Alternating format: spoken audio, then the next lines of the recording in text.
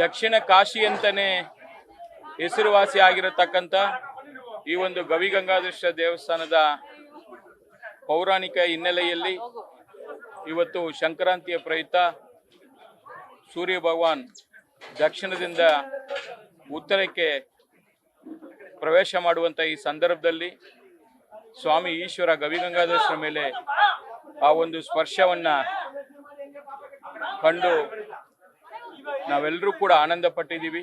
ಆ ಸ್ವಾಮಿ ಅನುಗ್ರಹ ಎಲ್ರಿಗೂ ಕೂಡ ಸಿಗಬೇಕು, ಇನ್ನಷ್ಟು ಈ ಸಮೃದ್ಧಿ ಆಗಬೇಕು ಅಂತೇಳಿ ವಿಶೇಷವಾಗಿ ಪ್ರಾರ್ಥನೆ ಮಾಡ್ತಾ ಈ ರಾಜ್ಯ ಮತ್ತು ರಾಷ್ಟ್ರ ಸುಭಿಕ್ಷವಾಗಿರಬೇಕು ಅನ್ನೋದೇ ಉದ್ದೇಶ. ಆ ಹಾದಿಯಲ್ಲಿ ನಾವೆಲ್ಲರೂ ಕೂಡ ಸೇರಿ ಸ್ವಾಮಿಯ ಆಶೀರ್ವಾದವನ್ನು ಅನುಗ್ರಹವನ್ನು ಪಡ್ಕೊಂಡಿದ್ವಿ. ಎಲ್ರಿಗೂ ಕೂಡ ಒಳ್ಳೇದಾಗಲಿ ಅಂತೇಳಿ ಬಯಸಿದ್ವಿ. Thank you.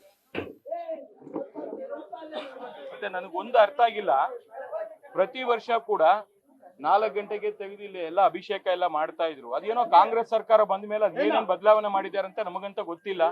ಇವತ್ತು ಅಲ್ಲಲ್ಲ, ಒಂದ್ ನಿಮಿಷ ಇರ್ರಿ, ನೀವ್ಯಾರು ಹೇಳಕ್ಕೆ? ನನ್ನ ಹಕ್ಕು ಇದು, ನನ್ನ ಹಕ್ಕು, ನಾನು ಹೇಳ್ತೀನಿ. ನಮ್ಗೆ ಗೊತ್ತಿಲ್ಲ ಇದು. ಇವತ್ತು ಬಹಳಷ್ಟು ಏನೇನೋ ಚೇಂಜಸ್ ಮಾಡಿದ್ದಾರೆ. ನಮ್ಮ 4 ಗಂಟೆಗೆ ಕೇಂದ್ರ ಸಚಿವರನ್ನ, ನಮ್ಮನ್ನ, ಶಾಸಕರನ್ನ ಎಲ್ಲರನ್ನ ಕರೆದಿದ್ದಾರೆ. ಇಲ್ಲ 5 ಗಂಟೆ ಆದ್ರೂ ದೇವಸ್ಥಾನ ಓಪನ್ ಆಗಿಲ್ಲ. ಅದು ಏನ್ ವ್ಯವಸ್ಥೆ ಅಂತ ನನಗಂತ ಅರ್ಥ ಆಗಿಲ್ಲ. ಅಭಿಷೇಕ 1 ಗಂಟೆ ಮುಂಚೆನೆ ಶುರುವಾಗೋದು.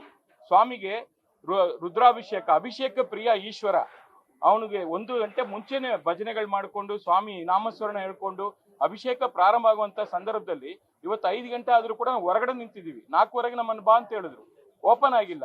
ಅದಂತ ನನಗೆ ಗೊತ್ತಾಗಿಲ್ಲ. ನಾನು ಮುಜರಾಯಿ ಇಲಾಖೆ ಸಚಿವರಿಗೂ ಮಾತಾಡ್ತೀನಿ, ಸರ್ಕಾರಕ್ಕೂ ಕೇಳ್ತೀನಿ. ಯಾಕಂದ್ರೆ ಇದು ನಾನು ಇಲ್ಲಿ ಸ್ಥಳೀಯವಾಗಿ ಇರತಕ್ಕಂಥವನು. ಇವತ್ತು ಯಾರೋ ಹೊಸಬ್ರು ಬರ್ತಾರೆ ಹೋಗ್ತಾರೆ, ನನ್ಗೆ ಗೊತ್ತಿಲ್ಲ.